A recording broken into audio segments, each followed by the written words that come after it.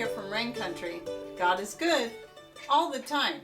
And today I'm going to be doing yet another chocolate recipe to go into my healthy homemade chocolate playlist, and that is raspberry cream chocolate. Now, as I've said in previous videos, the best way to tailor this to the amount you want to make is this recipe here, and I'll try to remember to put it in a caption as well so you can read it, and that is 1 ounce cacao butter, then 2 tablespoons of your powder, whatever that be, whether it be your cacao powder or some other powders that you'll see me using, and 1 tablespoon of either honey or your organic powdered sugar, and you can make your own. I have a video on that and I'll post that right up here. It's very easy to make your own organic powdered sugar for, cheaper than what you can buy in the store. And then in some cases, like if it's a white chocolate, like I'll be using basically a white chocolate base for the raspberry, then I'm going to be adding powdered milk, and that would be a half to a whole tablespoon. I wrote these ratios down so I don't forget them. So do that for each ounce that you're going to do. Now I'm going to make, I think I'll go ahead and do 6 ounces again total. And so the first 3 ounces are going to be of the raspberry cream. So what I want to measure out is 3 ounces of the cacao butter. Turn on my scales here, because when you're using cacao butter, it's easiest to weigh it rather than measure it. So if you don't have a digital scale, I recommend you get one, and I will post the one I have right here. It was a good price. So there we go. Well, I'll take a little bit out. There we go. So now what I'm going to do, and if you don't have a double boiler, you can use a double boiler. If you don't have one, like I don't have one, you can use the 2-pot method, or you can just do what I do and just put it in a good stainless steel pan and put it on low heat. So I always melt this on my wood stove this time of year. So I'm going to put it on the corner where it stays the coolest and then let it melt. And then when it's all ready, I'll come back and show you what I do next. All right, I thought I'd bring you in here to the wood stove and just show you that how I'm melting this on here. I've got it sitting directly on the wood stove, and because the fire is very cool, so I can do this. It's been melting very slowly. I've just got a little bit more to go. So you really want to keep an eye on it and stir it with a fork or a spoon, and you don't want it to burn. That's the main thing. That's why they talk about double boiler, or even, this isn't even a heavy pan, but a heavy bottom pan would be good. Now, if this fire was very hot, then I would just use this trivet back here. I have trivets all over in here that I use for cooking on the wood stove, so I can help adjust the heat accordingly.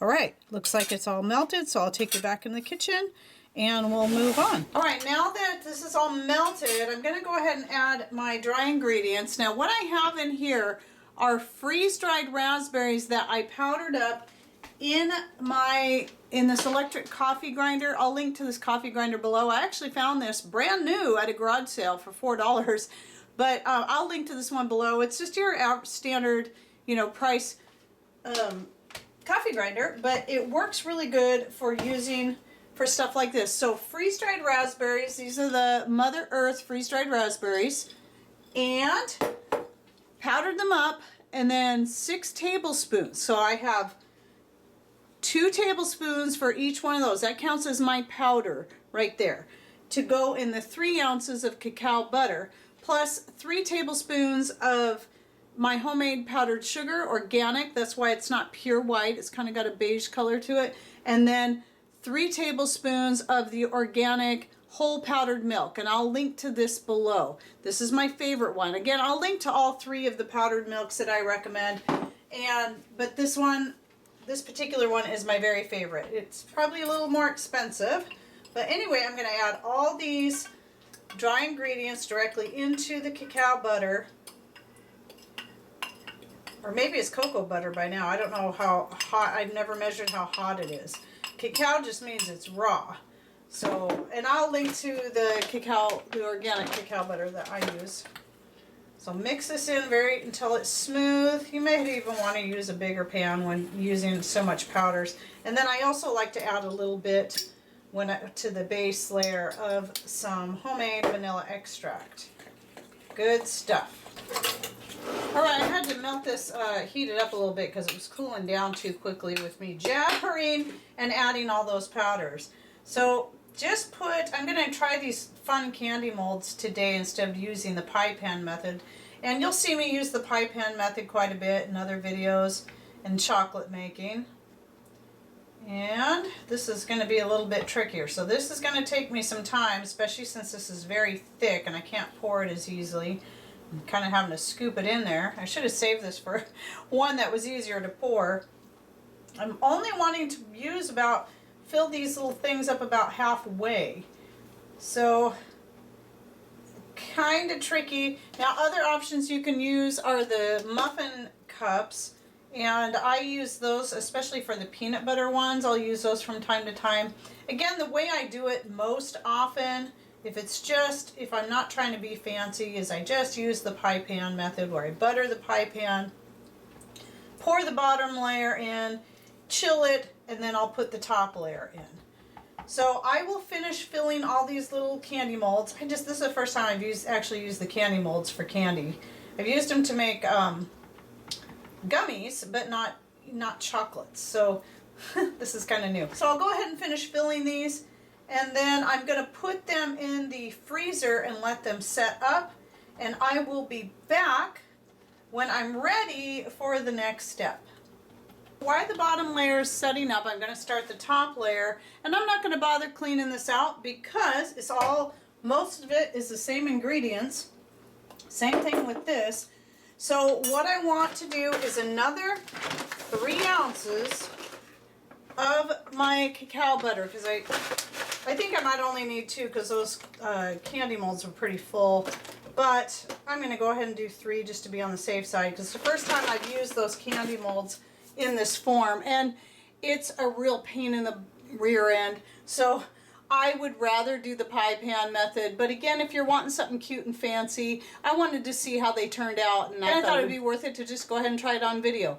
But again, pie pan, and then you break it up when it's all chilled, and you have just basically a raspberry cream bark, as you'll see in my peanut butter and in the orange cream chocolate. All right, now I'm going to go put this on the wood stove to let it melt, and I'll come back and show you the blend I will use in the top layer. Just go ahead and use this bowl again. And again, honey would be a really good option. I typically do not like to use honey on the bottom layer because it tends to separate and go clear down to the bottom, and then it just gets really messy. My way to make chocolate, though, is not any sugar or honey, just fruit like raisins and stuff like that. So what I'm going to do to the top layer is I'm going to go ahead and put in another tablespoon of raspberry.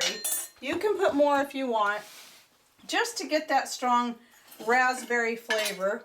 And since I'm doing 3 ounces of the cacao butter, I'm going to do another 3 tablespoons of the sugar, but I'm going to go shy tablespoons on this top layer. And you'll find with all the other stuff that it really isn't as sweet as it may seem. Okay, and now for the cacao powder, what I need is 2 tablespoons for each 1 ounce of cacao butter. So that would make 6 tablespoons. You can put more, you can put less. It depends on how strong you want your flavor. Okay.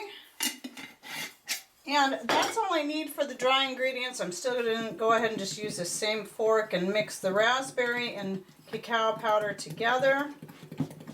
And then you can choose to add a little more vanilla to the top layer if you want. That's pretty much it for this layer as far as getting this ready, and I'll be back when I'm ready for the next step. Okay, I'm ready to mix the powdered ingredients, the raspberry, the cacao powder, and the powdered sugar all into my cacao butter. Make sure to blend it until it's real smooth with your fork. You could use a whisk if you'd like. Because I'm using such a small pan and stuff, I prefer to use just a little salad fork when I'm doing this. And you can see here the raspberry has set up, And you notice I put these on a cookie sheet. If you're using silicone molds or even these little silicone cups, it's best to put them on a cookie sheet. That's going to be a lot easier when you go to chill them in your fridge. Oh, and I wanted to go ahead and add just a little bit more vanilla to this. Just adds a nice flavor. And I do have a video on how I made my vanilla.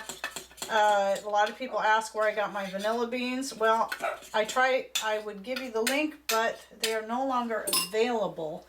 I got them from Frontier and they were a third the price they are now. So that's because of the bee die-off and all that. So we don't have, vanilla is skyrocketing in price. Okay, so you see I'm just pouring this in there. Okay, well I did a really messy job. But all I gotta do now is go ahead and stick this in the freezer again, let it finish setting up, and then we'll pop them out of the molds and see how they turned out. My chocolates are all set up. I'm gonna start pushing them out of the molds so we can see how they turned out. I'll just do a couple of each, and these are looking pretty cute.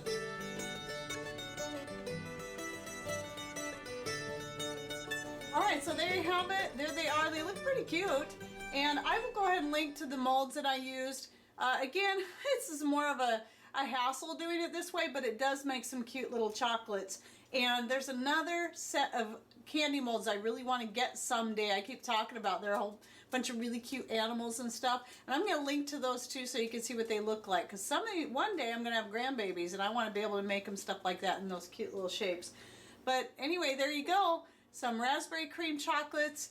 And go ahead and look below for more of the ingredients. What I can link below, I will do that so you can find them there, or you might be able to find them at your local health food store if you have one, unlike us. Okay, one more thing I almost forgot to say. We'll look at them one more time on the plate and see how cute they are. But you're going to want to store these in the fridge. These aren't full of stabilizers and all that kind of stuff that's put in them at the store that keeps them from melting. So you want to keep them in your fridge, and so what I like to do is put them in a glass lock container, and I will link to these below, the ones that I have, or at least a set that's similar, because I don't think the same exact set that I have is currently available. So then just make sure you get them in a good glass lock container, and then keep them in your fridge, and then just you know, eat them as you will out of there, because otherwise they're going to separate and melt and all that kind of stuff, and you know, it's cool. This is a great thing to store them in. So anyway, I hope you enjoyed this video and that you learned something new. Thanks for watching. Take care and God bless.